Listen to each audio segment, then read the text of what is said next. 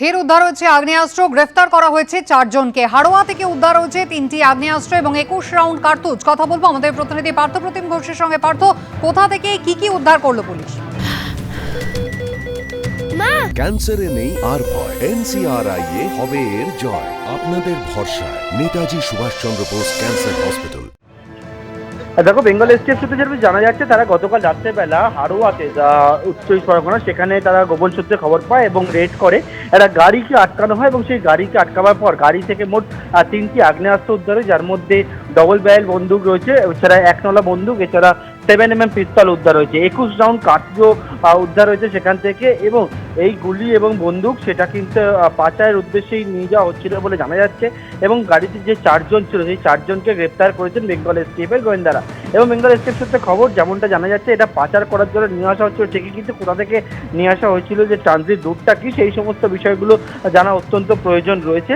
এবং সেই জন্য কিন্তু 4 জনকে পরবর্তীকালে তারা আরও জিজ্ঞাসাবাদ করে জানার চেষ্টা করবেন পুলিশের আধিকারিকরা, যে কীভাবে কোথা থেকে এই আগ্নেয়াস্ত্র এ রাজ্যে এসেছিল বা এ রাজ্যে কোথায় কি উদ্দেশ্যে যাচ্ছিল, সেই সমস্ত বিষয় সম্পর্কে। কুসুমিতা। পার্থ, ধন্যবাদ।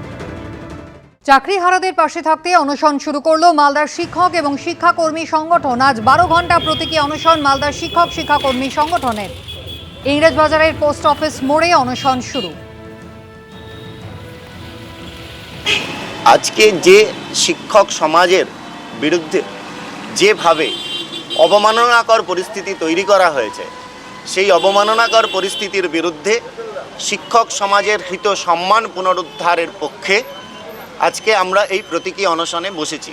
মহামান্য আদালতের সেই জায়গাকে মান্যতা দিয়ে দুর্নীতিমুক্তভাবে সমস্ত শিক্ষকের নিয়োগ করে আমাদের যেন শিক্ষা ব্যবস্থাটার আর পুনরুদ্ধার করা হয় এবং কলুষিত মুক্ত সমাজ যেন গড়া হয়, দুর্নীতিমুক্ত শিক্ষক নিয়োগ যেন হয়। পরবর্তী শুনানি পর্যন্ত ঘোষিত ওয়াকফ সম্পত্তিতে কোনো বদল ঘটানো যাবে না, নির্দেশ দিল সর্বোচ্চ আদালত। পাশাপাশি সর্বোচ্চ আদালতের নির্দেশ, পরবর্তী শুনানি পর্যন্ত ওয়াকফ বোর্ড বা কাউন্সিলেও নতুন কোনো নিয়োগ করা যাবে না।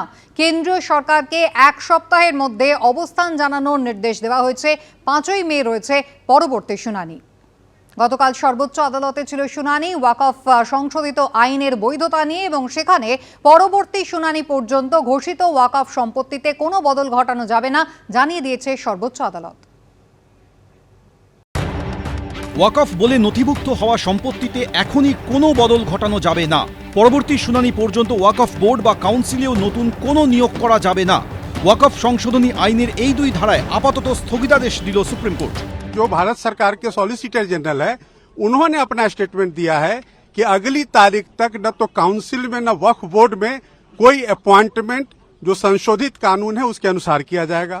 दूसरा बात, जो माननीय अदालत ने कहा कि जो वक्फ व यूजर है, जो रजिस्टर्ड हैं और गैजेटेड हैं, उसको गवर्नमेंट डी नोटिफाई नहीं करेगी टिल द नेक्स्ट डेट।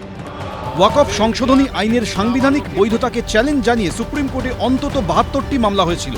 ওয়াকফ সংশোধনী আইন 2025-এ বলা হয়েছে, এবার থেকে ওয়াকফ বোর্ডের সদস্য হিসেবে থাকতে পারবেন অমুসলিমরাও।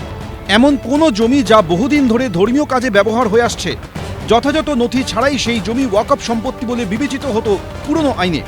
সংশোধিত আইনে সেই সংস্থান রাখা হয়নি। নতুন আইনে কোনো বিতর্কিত সম্পত্তি ওয়াকফ বোর্ডের না সরকারের, সেই সিদ্ধান্ত নেওয়ার ক্ষমতা দেওয়া হয়েছে প্রশাসনকে।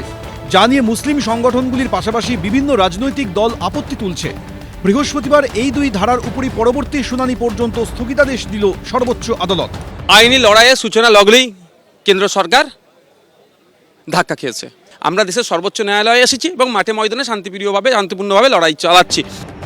সুপ্রিম কোর্ট জানিয়েছে, আপাতত 1995 সালের আইনে নথিভুক্ত ওয়াকফ সম্পত্তিতে কোনো বদল ঘটানো যাবে না। পাশাপাশি এখনই কোনো নিয়োগ করা যাবে না ওয়াকফ বোর্ড বা পর্ষদেও।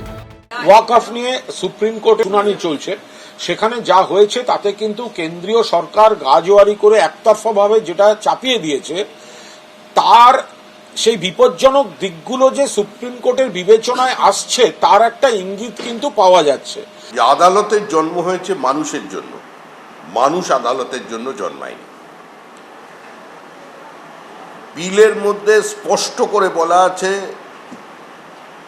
যে অমুসলমানরা ওই বোর্ডের মেম্বার হবেন না, কিন্তু যেখানে অ্যাডমিনিস্ট্রেটিভ পার্ট আছে, তো সেখানে অমুসলমান থাকবেন না।